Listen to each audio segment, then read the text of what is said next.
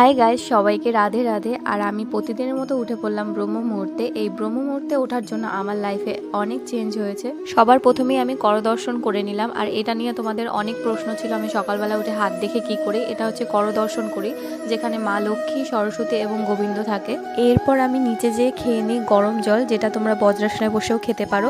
তারপর আমি ঘরের কাজগুলো সেরে ফেলি, ঘর ঝাড় দেওয়া, ঘর মোছা, এগুলো আমি 5টার মধ্যে কমপ্লিট করি, কারণ আমার ভগবানের কাছে যেতে হবে। তারপর স্নান করে ফ্রেশ হয়ে ঢুকে যাই। তারপর আমি আমার মাধবকে খুব যত্ন করে আদর করে ঘুম থেকে তুলে উষ্ণ গরম জল খাইয়ে চান করিয়ে দিই।